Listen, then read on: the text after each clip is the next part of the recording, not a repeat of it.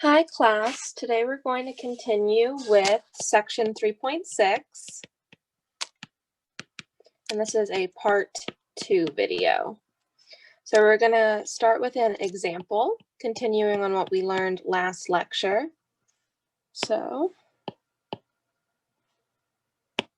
we're going to graph this function, x squared minus 4 over 2x squared plus 2x, and state the domain and range.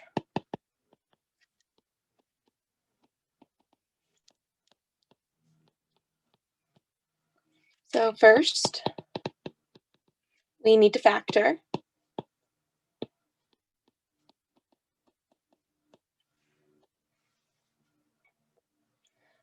So if we factor the top part first, this is a difference of squares, so that means we can rewrite this as x minus 2 and x plus 2. And then in the bottom, we can factor out a 2x. And then we get an x plus 1. So now we need to find the intercepts. So the x-intercepts,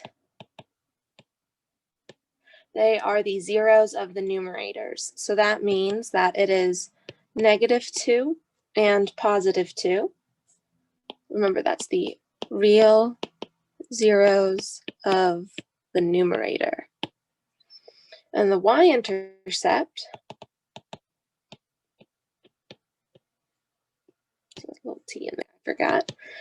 So when we plug in 0, we actually get no intercept, because we see here we can't have something over 0 that's undefined.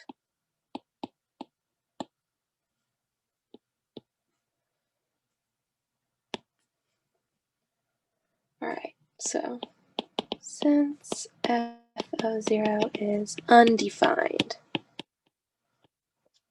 All right, so now we need to find the asymptotes.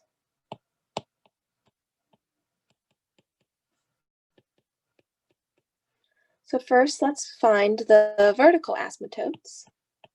So that's when our, remember, that's when our denominator is 0. So looking up here, that is at 0 and -1. All right, and now we're going to look at the horizontal asymptote. And if we remember our first equation up here, it's an x squared minus 4 over 2x squared. So our leading terms, they have the same degree. So that means we take a ratio of the coefficients. So that's going to be 1/2, since x squared over 2x squared gives us a ratio of 1/2. All right, and so now we're going to look at the behavior near the asymptotes. So I like to write a little table. So I'm going to have -1 from the negative side, and then -1 from the positive side, 0 from the negative side, and 0 from the positive side. So if we were to plug in -1, we would get from like a left side, so it's slightly smaller than -1. So it's kind of as though we're plugging in like -1.5. We're looking at the behavior as it's starting to get closer, and this will let us know which infinity it approaches. So here we'll have a positive number because -1 minus 2 is, I'm sorry, -1 plus 2. I actually have my little thing wrong. That should be the second part. Okay, so -1 minus 2 is a negative number. -1 plus 2 is a positive number. And then just -1 with the other x, that is a negative number. But then if we look at a number slightly smaller than -1 and we add 1, we get a negative number. So that means overall we have a negative value because we have 2 negatives on top or one negative on top makes a negative, and two negatives on the bottom makes a positive, if that makes sense. So then here, if we plug in -1, we again get a negative and a positive in the numerator, and then we get a negative here again. But now if we have a slightly smaller number than -1 and we add 1, we'll get a positive number. So then here, we have a negative on top and a negative on the bottom, so those cancel to become a positive. And then with our 0, if we plug in a 0, we'll get a -2, then a +2, and then a number slightly less than 0 is negative, so then our -2x will give us a negative. But then our negative number plus 1, that'll give us a positive. So we overall will get a positive again. And then over here, we'll have a 0 minus 2 gives us a negative, and a 0 plus 2 gives us a positive. And then a very small but positive number with the 2x will give us a positive. And then a positive number plus 1 will give us a positive. So here, this will all become a negative because there's only one negative number in the bunch when we multiply. So that gives us the behaviors near our asymptotes. So now we are going to graph the function.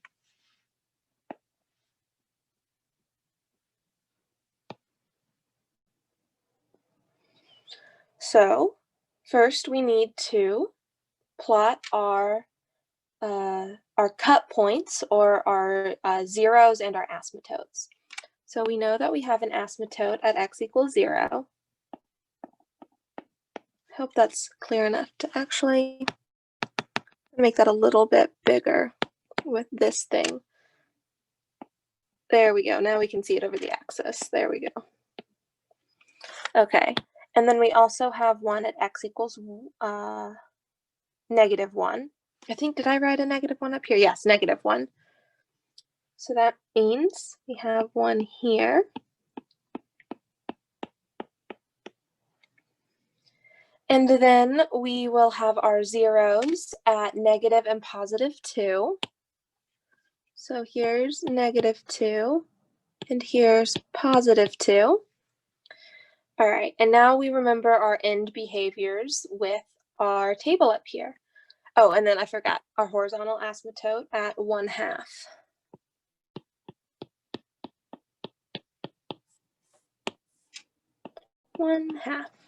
Okay, so now we know that as our function approaches -1 from the negative side, it goes off to -infinity.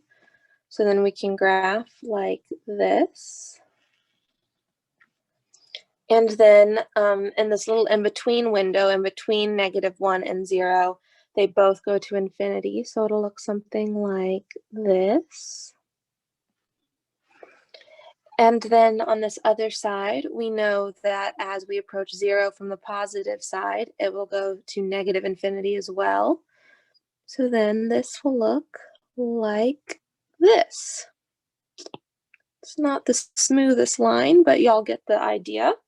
So that would be how we graph our function. All right, so now that we finished this example, we're going to move forward into a new idea. And this is a common factor in the numerator and denominator.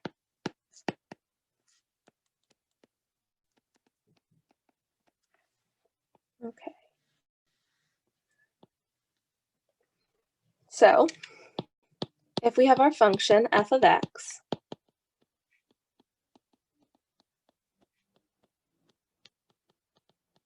well, that we write as p of x over q of x. And if p and q have a common factor,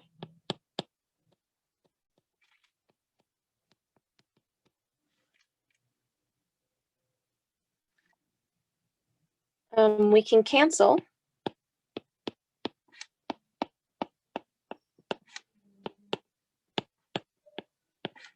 Sorry, the letters got a little combined. We can cancel these factors unless it is 0. And this is because, oops, I should actually write the word out instead of abbreviating it, because we cannot divide by 0.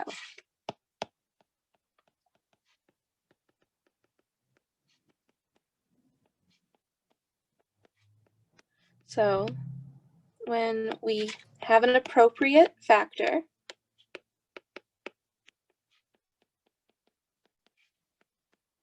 I don't think that's how you spell appropriate.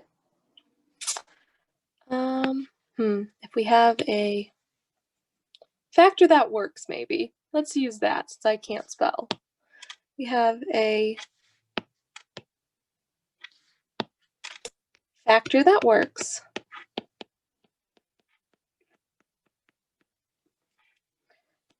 We will have a hole at the points.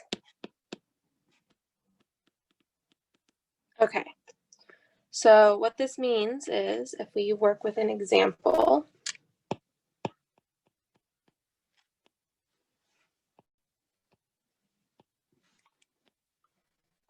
so if we want to graph the function x minus 3 over x squared minus 3x. So first, let's factor. And we will get s of x equals x minus 3 over x times x minus 3. So this equals 1 over x, except at x equals 3. So at this point, x equals 3, where we have these factors here that can cancel, we are able to just graph this.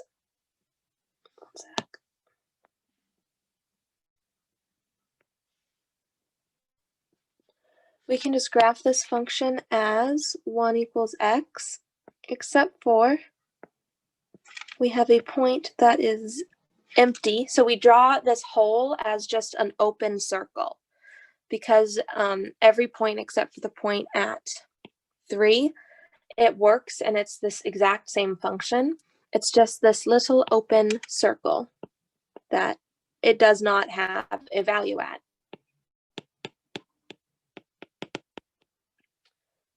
And you know what I just realized? In our first example, I did not state the domain and range of our function. So I'm going to go back up and do that real fast. So the domain of our function, while I'm thinking about it, the domain is negative infinity to negative 1 union negative 1 to 0 union 0 to infinity. Because at these points, negative 1 and 0, we have an asymptote, so we never reach it. And then the range, the range is tricky without doing some calculations. So if we wanted to find the range, we would find the value here. That is the lowest. And since I did not do this calculation beforehand, sorry y'all. I think it's at negative 1/2. So it's going to be kind of a funky value. So we're just not going to do the range this example. Sorry about that. I will have a different example at another point when we go over range. The range is much less important than the domain. So the domain is the x values that work. Okay, sorry about that. I know that can be a little confusing with me jumping around, but now coming back to our original example, we were finishing up with talking about how we have this open circle here on our graph. So now that we kind of have an idea of what this works with, we're going to go to a little more complicated graph and do another example.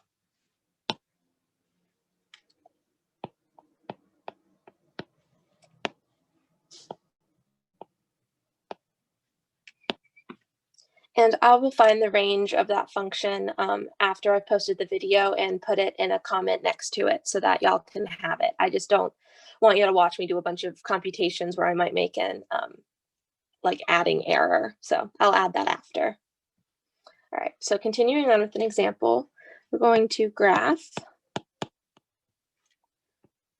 t of x equals x cubed minus 2x squared all over x minus 2. So here, when we factor,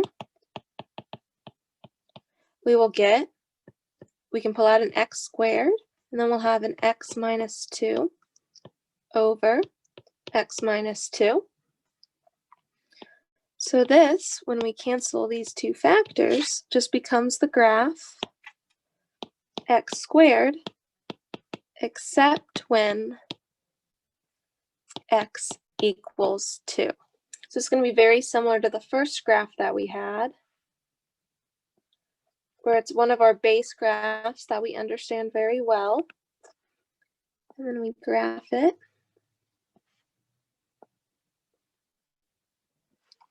And then at 2, we will go and we will have a little hole where the graph does not exist. So here in these types of graphs, our domain is negative infinity to 2 union 2 to positive infinity. And then same with up in this previous graph. Sorry, I keep forgetting the domain.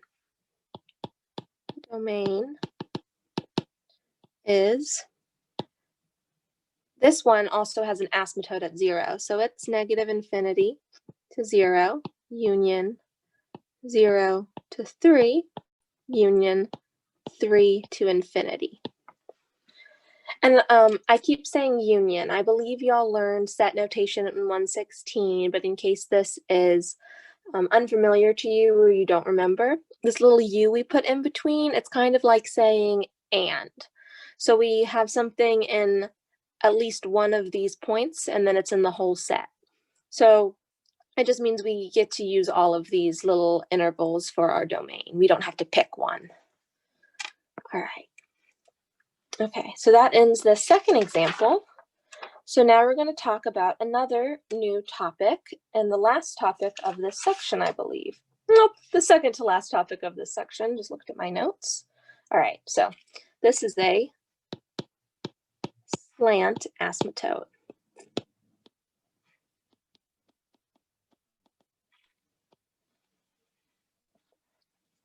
So if we have a function, a rational function r of x, which is p of x over q of x,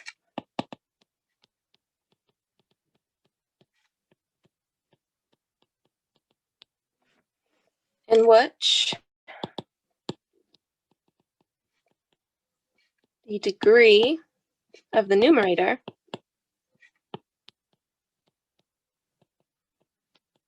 is 1 more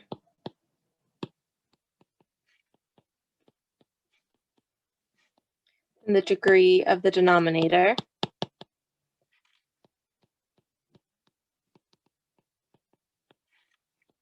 we can use the division algorithm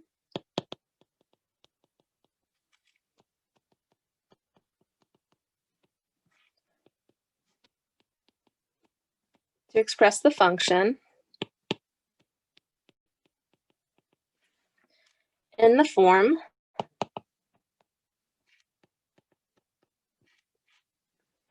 r of x equals ax plus b plus a remainder function over our original divisor q of x. All right, where the degree of r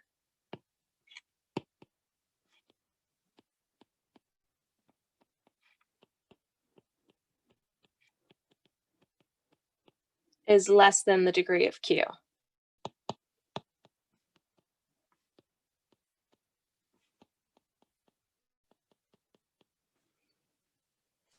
And our a does not equal 0.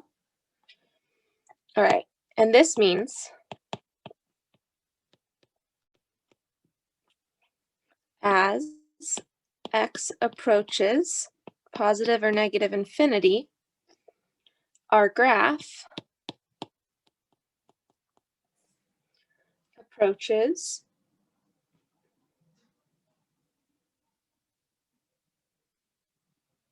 I'm sorry. This means that as this, our big r over x over q over x, it means that this approaches 0. So for large values of x,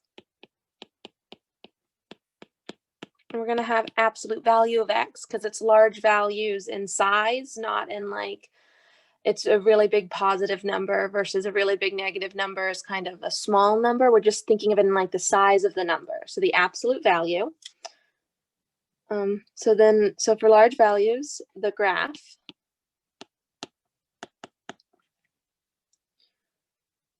y equals r of x approaches the line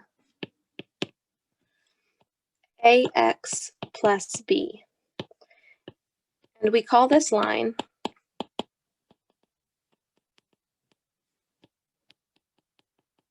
a slant asymptote.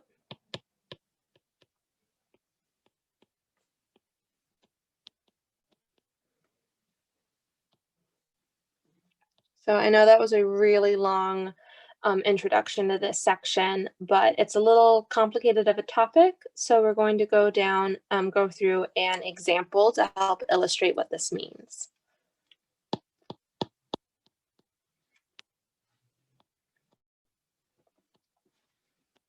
Okay, so we want to graph x squared minus 4x minus 5 over x minus 3. So first, notice that the degree of the numerator is 1 more than the denominator. So that lets us know that we'll probably be dealing with a slant asymptote. So first, we're going to factor. And so here, we will factor the numerator as an x minus 5 and an x plus 1. And the way to quickly see this is that the factors of 5 are plus or minus 1 and plus or minus 5. And we want to find two of those factors that when added equals negative 4. So here, a negative 5 plus 1, that will give us a 4. But a negative 5 times 1 will give us a negative 5. Okay. So then we're going to divide out an x minus 3. All right, so there's our factored form. So now we're going to find the intercepts.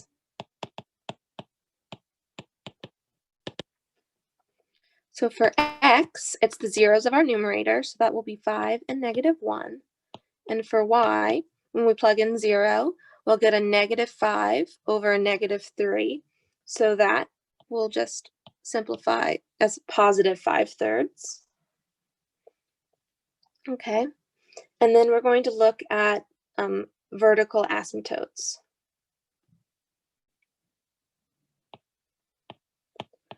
And we're not going to look at horizontal because the numerator has a larger power than the denominator.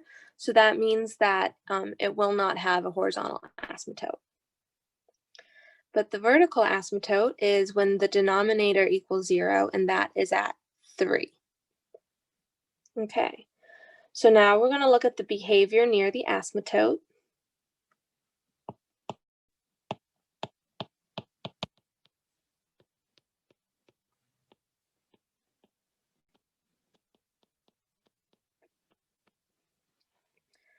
So if we're approaching 3 from the negative side, we will get a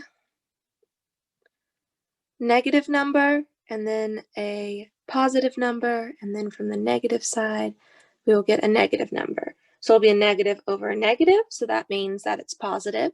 So that means that y approaches positive infinity as x approaches 3 from the negative side. And then y approaches, if we look at 3 from the positive side, we will get a negative, and then a positive, and then a negative. No, then a positive again. So because if we have a number slightly bigger than 3 and we subtract 3, we'll get a positive number. This means that y approaches negative infinity as x approaches 3 from the positive side. Okay, so now we're going to find our slant asymptote.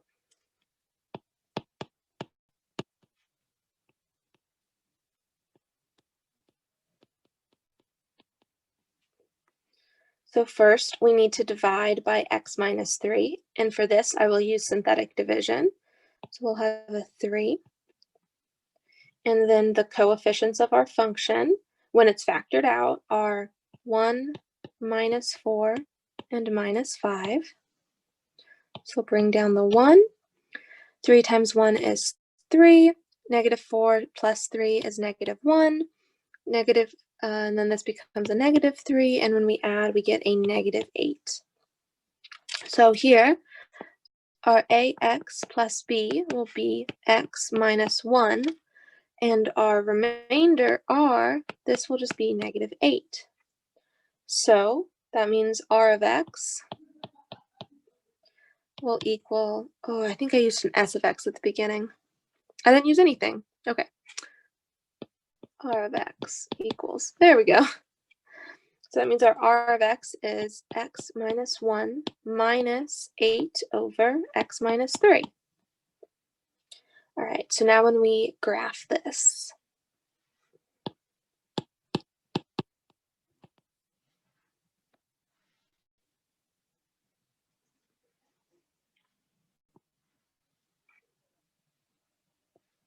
okay, so we know that we have a vertical asymptote at positive 3.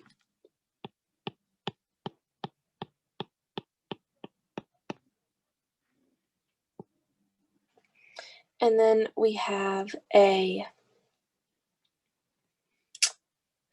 our slant asymptote at the line x minus 1. So that means if this is minus 1, we have something that looks kind of like this, going along that line. And then we know our zeros of our function are negative 1 and 5.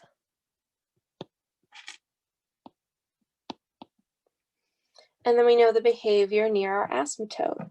So we know that it goes towards infinity. Oh, and then our y-intercept is 5/3.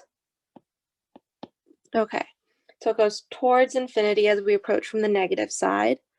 That means our graph will look something like this. And then our graph will look something like this as well, where this line continues. There we go. So that's our graph of the function. All right, and now we're going to move on to our last point in this video and the section, and it's just end behaviors.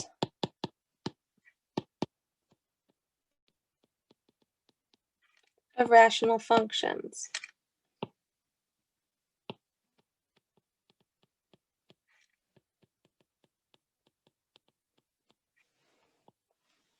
Because now we know kind of all of the behavior a rational function could ever take, either with vertical asymptotes, horizontal asymptotes, slant asymptotes.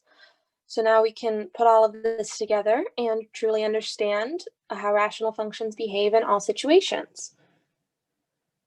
So to illustrate this point, we're going to use an example.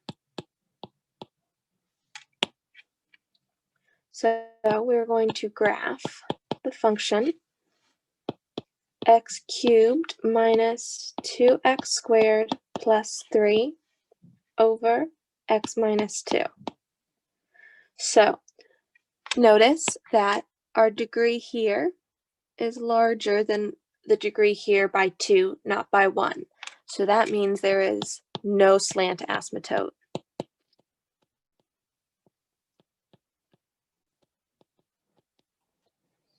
All right, so we are going to factor this graph into, all right, so I have done some of the computations in how to factor before, but a key in how to start is if you look at the factors of 3, they're plus or minus 1 and plus or minus 3. So if you check through all of those, one of those is very likely to be a 0. And in this case, -1 is a 0. So I was able to factor that out, and we would get x minus 1, or sorry, plus 1, because minus 1 is a 0. And then we have x squared minus 3x plus 3. And this has a complex 0, this other form, so we do not need to factor anymore because complex zeros don't tell us very much when graphing. All right, and then we will have an x minus 2. Okay, so now we're going to have the intercepts. So we have an x-intercept at -1, and we have our y-intercept at -3/2, because if we were to plug in 0, we would get a 3 over -2, so that this becomes a -3/2. Now we're going to look at the asymptotes.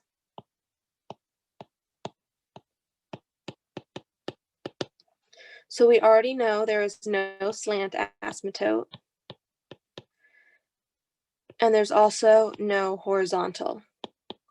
Again, because the degree of the numerator is larger than that of the denominator. So the only one that truly matters is our vertical asymptote, and that is at 2, because that is when our denominator is 0. So to determine our end behavior, we're going to divide with long division this time. So if I take our x minus 2, and I actually want to move this down a line to give me a little bit more room. Okay. X minus 2, and then we will write out our x cubed minus 2x squared plus 0x plus 3. And then we will go here and we will have an x squared. And then we will have x cubed minus 2x squared. When we subtract this, we just get a 0. And we pull down a 0. So that lets us know we have a 0 here. And then we plug down, we just pull down a 3. So this means that our remainder is 3, because we just will keep getting zeros as we go. So that means that our function behavior is an x squared. So we can rewrite our function as x squared plus 3 over x minus 2. And so this means that as x approaches plus or minus infinity, our function r approaches x squared. So that's in the long run. So if we were to graph,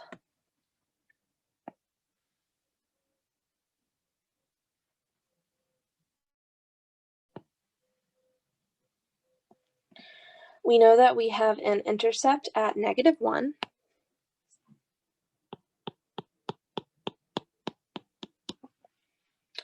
We know that we have an x-intercept at -1. And we also have, I'm sorry, -3/2. And then an x-intercept at -1. And we know that in the long run, the graph is going to look like x squared. Okay. So, oh, and I forgot the behavior near our vertical asymptote. So y will approach -infinity as x approaches 2 from the negative side, and y will approach +infinity as x approaches 2 from the positive side. So that means for our graph that, so in the long run, it'll follow x squared, and then it'll, sorry, hand's not the steadiest right now. There we go. So it'll go through the 2 points that we know it needs to, but then in the long run, as it approaches infinity on this side, it'll get closer and closer to the graph x squared. But the end behavior near the asymptote is it goes to negative infinity. And then the other graph, part of the graph, does this. So it starts to come down, but we know that it approaches positive infinity as it approaches our asymptote from the positive side. But as it gets larger, it gets closer and closer to x squared. So that is the end of this lecture. Thank y'all so much. And next lecture, we will be focusing on section 3.7.